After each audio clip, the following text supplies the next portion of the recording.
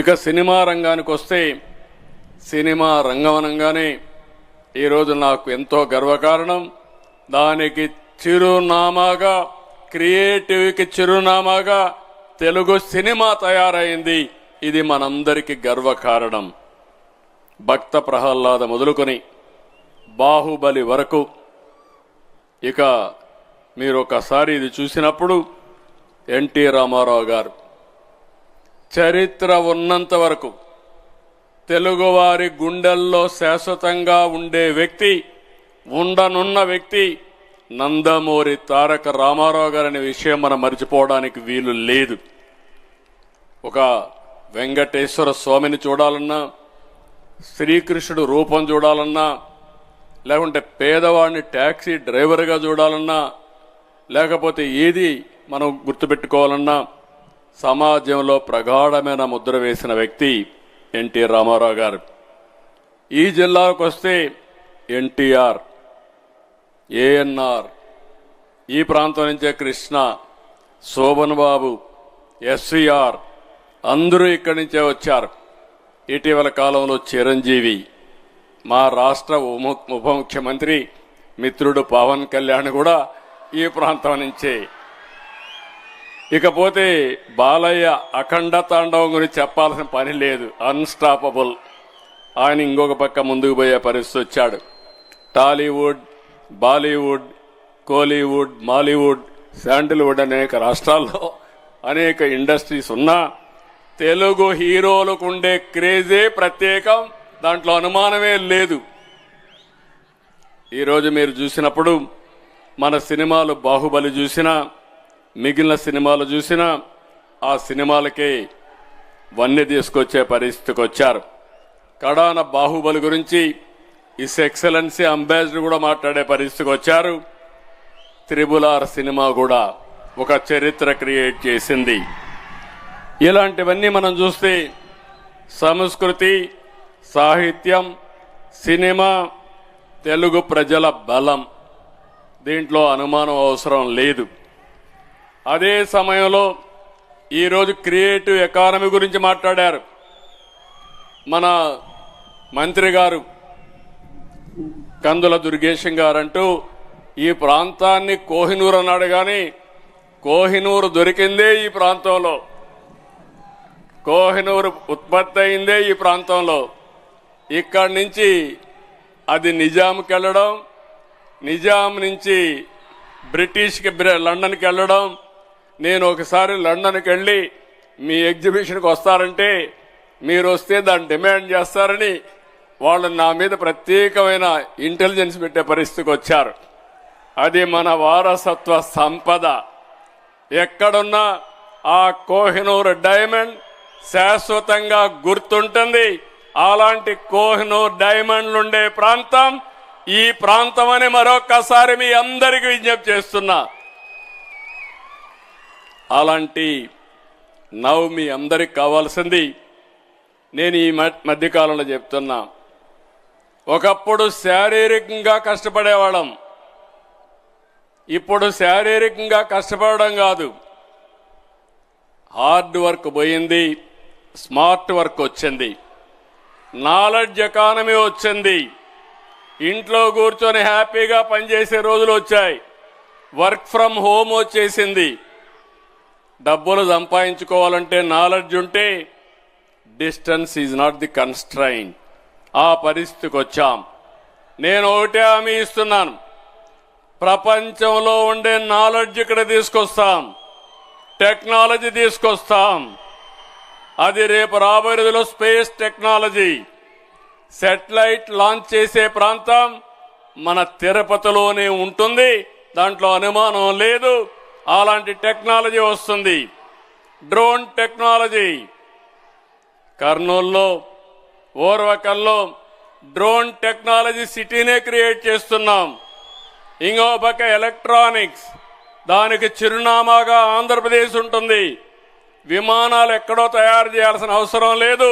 విమానాలు తయారు చేసే ఏరోస్పేస్ సిటీ కూడా ఈ ఆంధ్రప్రదేశ్లోనే చిరునామాగా ఉంటుంది, తయారు చేస్తాం. మనం ఆరోగ్యం కావాల్సిన ప్రతి ఒక్కటి కూడా మెడ్టెక్ పార్కులో తయారు చేస్తాం, వేరబుల్స్ కూడా ఇక్కడే తయారు చేస్తాం. ఇవన్నీ తయారు చేసినప్పుడు ఇప్పుడే మీరు చూశారు, ఇటీవల కాలంలో ఆంధ్రప్రదేశ్లో నేను ఒకటి అనౌన్స్ చేశాను, గ్రీన్ హైడ్రోజన్ వ్యాలీ. మీ ఇంట్లోనే కరెంటు తయారు చేసుకునే పరిస్థితి, పొల్యూషన్ లేని పరిస్థితికి వచ్చాం. ఇంకో క్వాంటమ్ వ్యాలీ ఎక్కడో లేదు, దేశంలో మొట్టమొదటి క్వాంటమ్ కంప్యూటర్ రాబోయే 5 నెలల్లో ఈ అమరావతిలో వస్తుంది. దానికి మీరు సిద్ధంగా ఉండాల్సిన అవసరం ఉంది. నేను క్వాంటమ్ కంప్యూటర్ గురించి మాట్లాడితే అందరూ వచ్చి మేము కంప్యూటర్లు ఇక్కడే తయారు చేస్తామని, 2 ఏళ్లలో క్వాంటమ్ కంప్యూటర్లు తయారు చేసే శక్తి తెలుగు జాతికి ఉందని మరొక్కసారి మీకు విజ్ఞప్తి చేస్తున్నా. ఇవి తలుచుకున్నప్పుడు చాలా మంది ఏఐ, ఒకప్పుడు ఐటీ మాట్లాడా, ఇప్పుడు ఏఐ గురించి మాట్లాడుతున్నా. ఇటీవల కాలంలో ఫస్ట్ టైం ఆర్థిక సంస్కరణలు వచ్చిన తర్వాత గూగుల్ ముందుకొచ్చి $15 బిలియన్ 1 గిగావాట్ డేటా సెంటర్, అదే సమయంలో ఏఐ హబ్ కింద విశాఖపట్నాన్ని సెలెక్ట్ చేసుకున్నారు. వీళ్ళు వచ్చిన తర్వాత చాలా మంది ముందుకొచ్చి క్యూ కట్టారు. రిలయన్స్ వస్తున్నారు, చాలా కంపెనీలు వస్తున్నాయి. చాలా మంది డేటా సెంటర్లు పెట్టి ఆర్టిఫిషియల్ ఇంటెలిజెన్స్ తో ముందుకు పోయే పరిస్థితికి వచ్చారు. ఇవన్నీ వచ్చిన తర్వాత చాలా మంది నన్ను అడుగుతున్నారు, ఇప్పుడు ఇవన్నీ వస్తే ఉద్యోగాలు పోతాయని.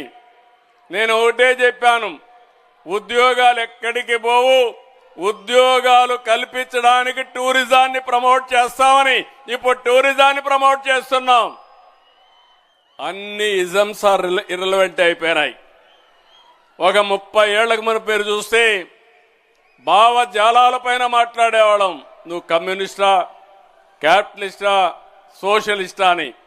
ఇప్పుడు కమ్యూనిస్టులు అయిపోయారు, సోషలిజం అయిపోయింది. ఇప్పుడు అందరూ కూడా మాట్లాడేది టూరిజం గురించి మాట్లాడే పరిస్థితికి వచ్చారు. దాంట్లో ఏమాత్రం అనుమానం లేదని చెప్పి నేను మీకు తెలియజేస్తున్నా. తెలుగు సంస్కృతి వేల సంవత్సరాల చరిత్ర ఉంది. బలమైన కుటుంబ వ్యవస్థకు, సమాజంలో కలిసి మెలిసి ఉండడం మన సంస్కృతిలో ఒక భాగం. తల్లిదండ్రుల్ని, గురువుల్ని, పెద్దల్ని, అతిథుల్ని గౌరవించడం మన సాంప్రదాయం. కులమత భేదాలు లేకుండా సమాజంలో అందరినీ అన్నా, అక్క అని ఆప్యాయంగా పిలవడం, అందరితో ప్రేమగా ఉండడం తెలుగు వాళ్ళకు అలవాటు. ఇది మన తెలుగు జాతికి పునాది, తెలుగు సంస్కృతికి పునాది.